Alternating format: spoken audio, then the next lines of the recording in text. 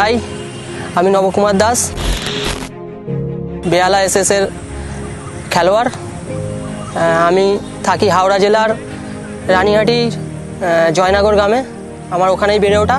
ছোটোবেলা থেকে ফুটবলে আসা পাড়ার দাদাদের দেখেই, সেখান থেকে আমাদের হাওড়ায় একটা এভারগ্রিন স্পোর্টস ক্লাব বলে ক্যাম্প আছে, সেখানে যোগদান করি।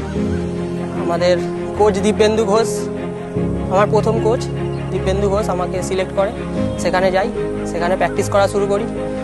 তারপর সেখান থেকে রেনবো অ্যাথলেটিক ক্লাব, যেটা এখন অ্যাসোস রেনবো হয়েছে, সেখান থেকে জার্নি শুরু হয় আমার।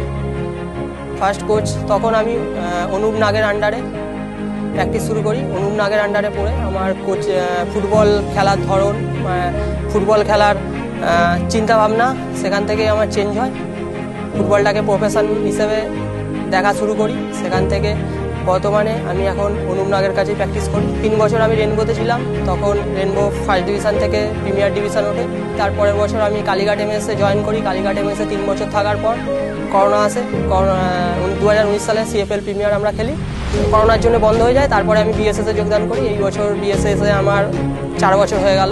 আমার কর্মকর্তাদের যেটা আন্তরিকতা, সেটা খুবই ভালো, সবাইকে ফ্যামিলির মতো রাখে এবং যে আমাদের পরিকাঠামো দিচ্ছে, আমি মনে করি অন্যান্য বড় ক্লাবের থেকে কিছু অংশে কম নয়। যতটুকু পারছে আমাদেরকে দেওয়ার চেষ্টা করছে, আমরাও তাদেরকে ফিরিয়ে দেওয়ার চেষ্টা করব 200%। আমাদের কোচিং স্টাফ সীমন্ত স্যার এবং অন্যান্য স্টাফরা আমাদের প্রচুরভাবে এনকারেজ করছে, আমাদের হার্ড ওয়ার্ক হচ্ছে, প্ল্যানিং করছে, ভালো প্র্যাকটিস হচ্ছে।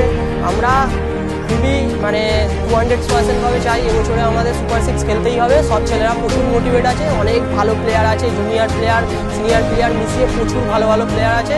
আমরা এবার কতটা নিজেদেরকে প্রুভ করার জন্য খেলতে পারবো, সেটাই আমাদের কাছে সব থেকে বড় চ্যালেঞ্জ। Thank you. জয় বেহালা।